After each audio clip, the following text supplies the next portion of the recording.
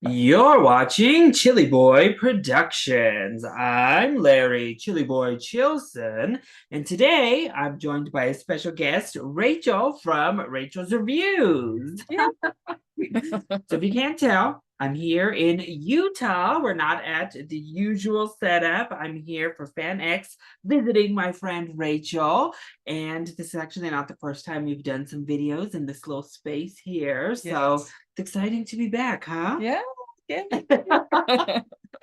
And we are here today to talk about our picks for the 5 most underrated DreamWorks films. So DreamWorks just released their latest original film with the wild robot. And of course, like underrated can mean different things to different people. So this is just our own personal definition of one that we think deserves more love, whether at the box office or by critics or Yeah, in general maybe both. consensus. Maybe both. Yeah. So I have 2 honorable mentions to get out the way. Do you have any, Ooh. Rachel? Yeah, I could share some honorable mentions. So my first 2 picks for honorable mentions on underrated is going to start off with the OG Ants.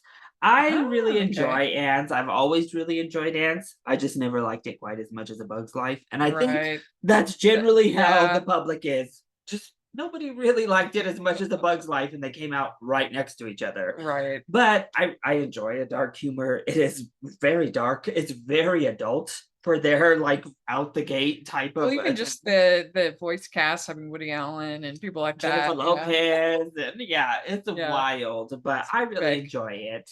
And then my other pick is The Road to El Dorado, which I Mhm. think is fun enough. I think is funny. It has like a nice little buddy road trip type of Yeah. vibe to it. The characters are endearing enough. I enjoy The Yeah. Road to El I haven't Dorado. watched it in a long time. It's hard because the characters are pretty unlikable. And so like that's tricky, but it does have some catchy songs. Yes. For honorable mentions, I will say Spirit. I actually ended up with that as an honorable All mention right. because I think it's beautiful and it was a pretty brave film to have so little dialogue and have be this story the way it is. And then I would say Rise of the Guardians is also, I would say, underappreciated. I know it has its fans, but I don't know. I feel like it's one of the DreamWorks movies we could have gotten a bunch of, and I would have been happy Yeah. with it. It's got a great voice cast. The world building is so neat. It's one of my favorite art books, as I have the Art of Rise of Guardians, and it's so neat to see all the different worlds that they built for each of the. It's kind of like the Avengers for kids, Yeah. you know. Yeah. And so that one's a fun one that I think's kind of been forgotten. Okay, what do you have at number 5? So kicking off my list at number 5, I have Spirit, the stallion of the Cimarron. Yeah. It was really high generally on my list when I did my top 50. I don't remember if it was an honorable mention. I think it was. But it's just beautiful. It's gorgeous. It has obviously a real conservation message, which is a soft spot for me usually about horses and wild horses. We have Matt Damon doing this narration, which sometimes is a little interesting. But overall, I really just enjoy the Yeah. story. It's a simple Really story, good. and the animation is just so stunning. I also think the music and the original score is really good. So Mhm.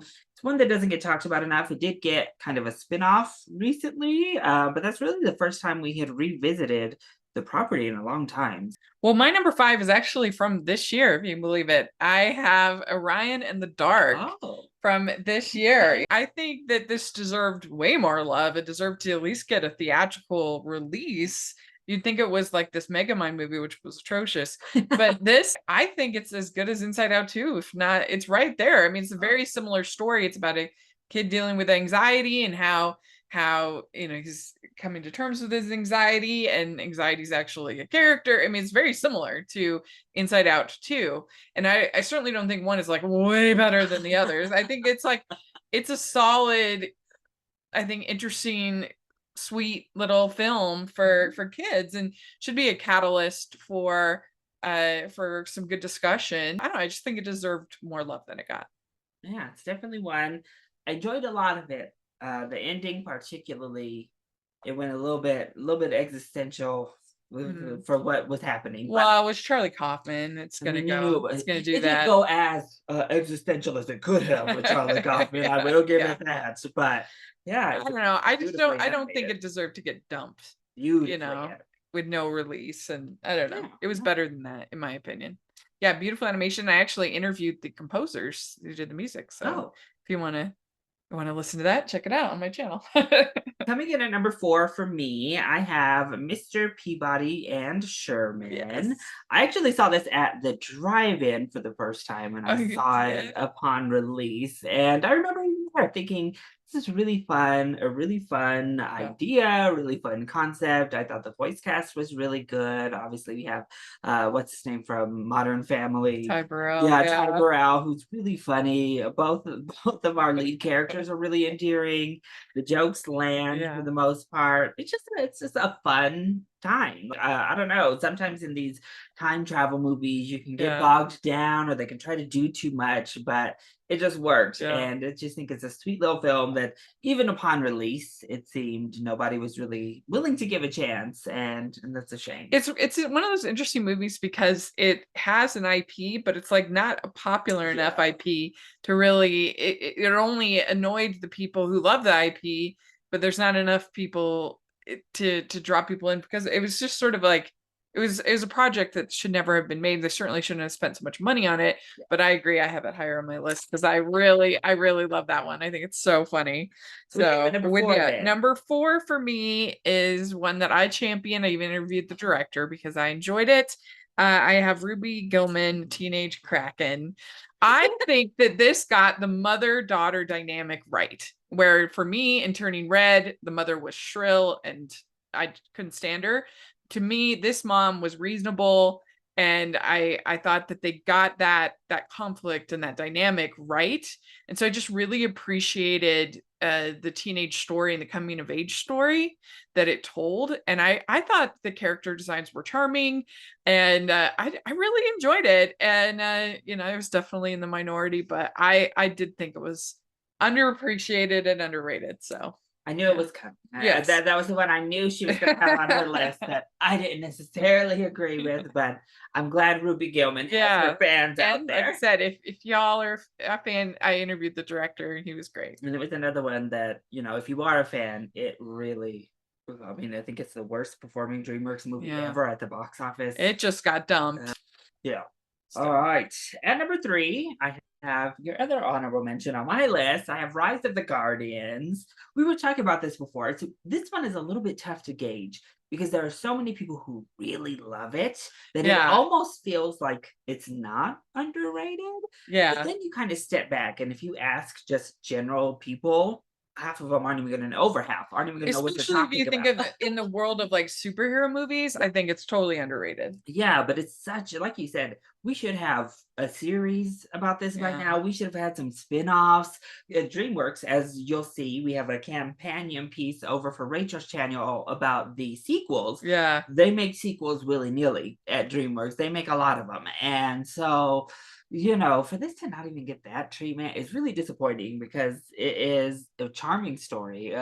Again, another mature story about legacy and having these characters. It's really funny. It has great set pieces. The animation is gorgeous. I don't know why. It's hard to sell animated Christmas movies, I think. I think that's maybe Mm, underrated, but especially theatrically released, it's hard for them to catch on. Even beloved ones like it takes Klaus and stuff, we yeah. love them, but even those, Arthur they're Christmas. hard. Yeah, Yeah. Arthur Christmas, another one everyone loves that It takes a watches it. while for them to They have to find to that yeah, audience, to and grow. and this one, it did find an audience, just not quite as much as I think it Right. deserves.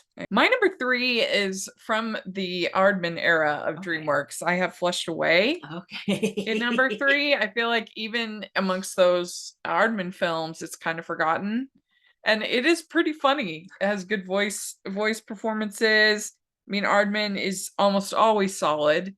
And I think it deserves a little more love than it gets. So this one might be a little bit of a hot take, having this high. But at number 2, I have Abominable, which I really found charming. I love a Bond ball. I forgot about that. Yeah, that I one's so good. I really thought it was a charming film with a really nice message. We got a few Bigfoot Yeti movies around that time. Small. Yeah, there was quite a few. There was that other one from one of the other major studios, and then obviously Leica had one. I mean, there was a lot of Bigfoot stories and Yeti stories. Yes. Yeah. And I really thought this one, unfortunately, just kind of got the raw end of the deal. It didn't really get seen by a lot, but there are some absolutely stunning moments in this film, like when she's on that roof, and when we get the tree, that like pink leafed tree moment with the sun. Oh, the music is also great. I do think the villain, the human villain, is a little bit weak. That's like the one chink in the armor for me. But other than that, I thought that the character designs were really good. It was just really charming. We make that one an honorable mention for me too. I really do love that movie. Yeah, it's really sweet, and I wish more people would give it a shot. Well, for me, for number two, I actually have The Bad Guys. I feel like it got kind of forgotten and came and went, and people, just sort of got caught up in the other movies that year. But I just loved the animation, and I love how it like really captured Los Angeles. Like if for an animated film to capture like a modern city was really unique, and the any of the driving sequences were so good. And I thought it was funny enough, enjoyable, and so yeah, that's one that I would say is a little underappreciated, is The Bad Guys. That one's another one I know has some real diehard fans. There are some there's like a Bad Guys Well, crew enough out they're there. doing a Christmas, they're doing a Christmas sequel. Oh, Yeah, Christmas themed, sequel. But I enjoyed it. And I don't know, I just feel like it kind of it was definitely tough because it was the same year as Puss in Boots: The Last Wish, so Yeah. it immediately kind of got swept under the rug as in terms of DreamWorks. Yeah. I mean, what can compete? Yeah, I that? mean, when you come up against like maybe one of DreamWorks' best films, Yeah. period, ever, unfortunately, you're gonna kind of get forgotten by the end of the Yeah. year. Yeah, absolutely. Well, at number one, I decided to go with a childhood favorite of mine in terms of books that I was very skeptical about when I heard the movie, and then I heard Kevin Hart was going to be in it, and I got real skeptical. Actually, so good and so much fun. I have a Captain Underpants, the first epic movie. I thought this did such a good job of blending different styles down to sock puppets. I mean, they did literally really. I forgot about that with the sock puppets. Every kind of like different stop motion, all of these different animation styles. It was really good. It didn't feel like a gimmick. It was felt funny, kinetic and fun. It was really funny. It stayed true to the books without delving into like too much of the potty humor. Like they put it where it was good. I feel like it even had less than like The Boss Baby. So to have a movie Captain Underpants have less potty humor than The Boss Baby is like interesting. But I just had a really, really good time with that. I thought it was beautifully animated. It's fun. And I think a lot of people really enjoyed it when it came out. But it kind of was like one of those that came, people liked it, and then it went, and we've never really talked about it again. So that's why I think it's the most underrated. Well, mine has to be one you've already mentioned. It's Mr. Peabody and Sherman. Number one, I love this movie so much. I think it's so funny. It's so quotable. I mean, just there's so many great lines. When she says, can I go back in time to an hour before and decide not to come to this party? Just go to this lame party. I just think it delivers on the laughs. Plus, it actually has like a really sweet story about Mr. Peabody learning that he's like a dad and that he loves his son, and it's this chosen family, and so it ends up having like a really sweet message in the end. Almost every joke works, in my opinion. Yeah, it's really fun, and I just think it didn't get the love it deserved. I think it was during a time when DreamWorks was just releasing so much. I think that was part of the problem. I mean, they definitely overspent on it, but it's just like when you're releasing, when there's just so many animated films in a year, and so many, I think they had like three movies or something like that year. And so it's like you're even steamrolling over your own stuff. You're cannibalizing your own audience. So it kind of got lost in the shuffle, but it's, I think, really funny. So, and I like the animation. Yeah, it's just really fun. It's Yeah. one of their wittiest scripts to Mhm. date in terms of just like the level of jokes and the types of jokes. You just have like those constant little singers in there. Yeah, when I reviewed it for Rotoscopers a couple years ago, literally my review was just I had like an opening paragraph and then it was just all the jokes that I find funny and then a closing paragraph. And I'm like, that's what I like about this movie. Perfect. Yeah. Well, those are our personal picks for the top 5 most underrated films from DreamWorks. I'm sure many of you have other picks, other films you feel I like have a lot of movies. nobody loves, or you're the one out there championing this movie. And we want to hear which ones you think are underrated. They have over almost 30 years of catalog at this point, a ton of films, a ton of different eras, different styles. They really have something for everyone at this point with DreamWorks. So there's bound to be one that you're like, yeah, that one is the most underrated film in their catalog.